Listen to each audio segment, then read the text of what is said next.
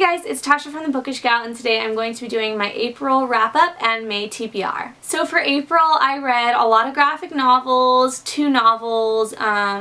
Yeah, my reading is just not going very well. I'm watching a lot of TV, but I'm getting through a lot of graphic novels, so that's good. Like I planned, I read the 4th and 5th volumes of Lock and Key by Joe Hill. 4th volume is called Keys to the Kingdom, and the 5th volume is called Clockworks. Now, if you don't know what this is, it's basically a graphic novel series about a house and a bunch of different keys unlock different things in that house, and when you unlock a certain key, something happens to you, or something occurs, and it's just like a magical type of house, and it's a dark, creepy series. It does have a lot of killing in it, but I really like it. It's a really great series. I read The Great Zoo of China by Matthew Riley. I heard about this from April. I'll link her down below because I love her channel, but it's basically a Jurassic Park for dragons, and they kind of make references, I believe, to Jurassic Park in the book, so it really is an action-packed story. I was thinking about doing a review on it, but I think I'll just talk about it in my wrap-up.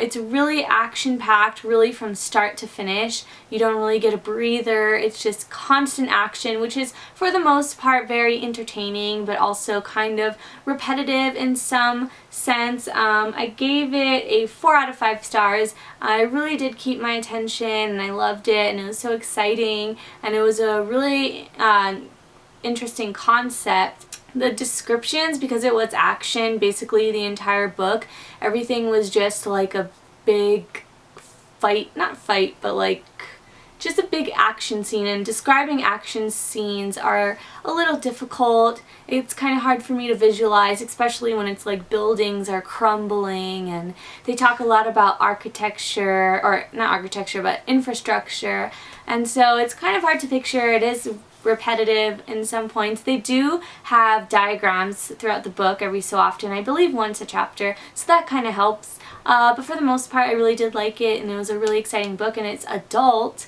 so yay me for branching out. I read The Sculptor by Scott McCloud. This is a really fat graphic novel about a guy, he's an artist, and he gets an opportunity, kind of like a magical opportunity, and he can sculpt anything with his hand. So he could pick up a piece of concrete and automatically mold it into whatever he wants. The only catch is he dies, and I think it was like 6 months or 3 months, something like that. A lot of people really like it, and it's really metaphorical. I thought it was okay. I really did like the graphics, and they use mostly hues of blue, and it was really, really nice graphics. The story was interesting and very original, but I don't know, I just couldn't connect with it. And the main character I was not really a fan of. He was just such a desperate person, and so desperate for his dream, which is understandable, but it also made him kind of unlikable because he was just really detached from everything. Yeah, I don't know. A lot of people like really have a huge emotional connection with it. I didn't really. I think I gave it 3 stars. It was just okay for me, but it is worth checking out, I think. I read book 1 from Amulet, The Stonekeeper by Kazuo Kabushi. I heard a lot about this, and it kind of seemed juvenile for me, but I was like, you know, everyone really loves it. I'll check it out. Here are the type of graphics. I do like the graphics, and it is more on the juvenile side, but I found it that I really enjoyed it. I think I gave it 4.5 stars. The story is pretty interesting, and I do want to check out the next volumes. It's kind of hard to describe. It's about a magical amulet in a magical world. I'll basically just say that. Next, I checked out Saga Volume 4. This is my favorite graphic novel series of all time. This is by Brian K. Vaughan and Fiona Staples. You guys all probably know about Saga already. It's about 2 different alien species, and they fall in love, but their species are at war, or their planets are at war. It's just really exciting. It's very mature and sexual, but it's so funny, and the graphics are beautiful. I love it. Okay, my camera died, and then I changed batteries after a while, and now the lighting's gone, so I had to change locations. This is irritating. This is what I get for procrastinating. Okay, so after Saga, I read Broken Skies by Teresa K. I'm going to be having a full review up on this soon, but this is basically about, it's in the future, kind of dystopian, I guess. science fiction. I don't really know the difference. But it's in the future and aliens live on Earth. Earth kind of went through an end of the world type of thing, but there's still some humans. Aliens live on Earth, and this girl's brother gets taken by the aliens. So she's on a quest to get him back, and she befriends an alien and they kind of go on this journey together. I really liked it. I gave it, I think, 4.5 stars. Yeah, I think 4.5 stars. It was really enjoyable, lots of action.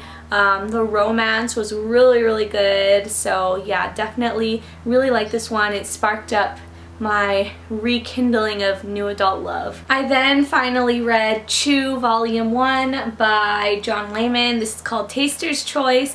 This is about a guy, and I forget what it's called, like a Chibo path or something, but he basically, whatever he eats, he can see the history of it. Like how, like if he eats a hamburger, he can see like the cow being slaughtered and what the cow ate and stuff like that, and he solves murder mysteries with this talent of his. So it's very interesting, very gross. I made the mistake of eating while reading this and it was not very appealing. I only gave this 3 stars though, because while it is a really interesting concept, I was not a huge fan of the writing style, and the graphics were okay, but I just wasn't really a fan of the writing style. I don't know if I'll continue this. If I do, it'll be way later in the future because I'm just not very interested in it right now, but I love the concept. Very, very original in that. Okay, so that's what I read in April. I also am currently listening to, I listened to like a third of it in April, The One by Kira Cass. So I listened to the first 2 books on audiobook. I really like the narrator, and it's really short. So I always listen to it when I come home, when I sit in traffic for like 20-25 minutes. So I listen to a little bit here and there, but I really am liking it. I really like the series, surprisingly. And I don't know, I always thought it was just so lame, like The Bachelor, but I do like the series. It does focus a lot on the political side though, especially in this book.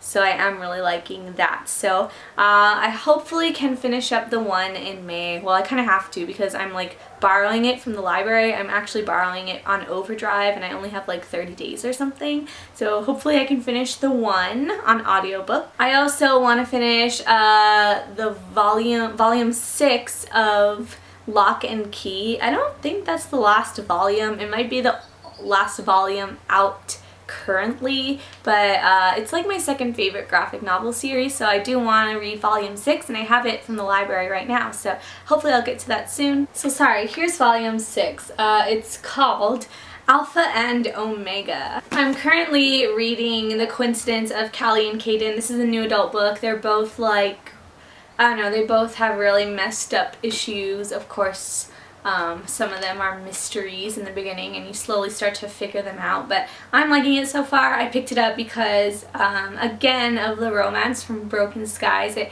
really rekindled my interest in new adults, so I'm about 74 pages into this one, so hopefully I can finish this. I also really want to read Salt and Stone by Victoria Scott. I loved Fire and Flood. I've had this for about a month now. I think that's how long it's been out.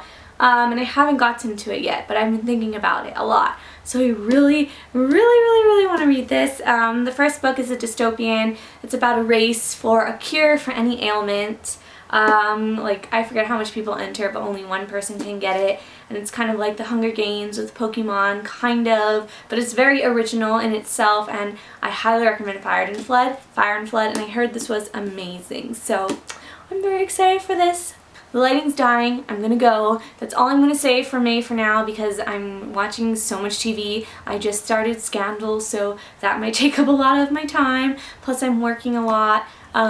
So yeah, hopefully I get to read more than what I talked about. I'm also hopefully gonna have a haul soon because my birthday is on May 4th, which is on Monday.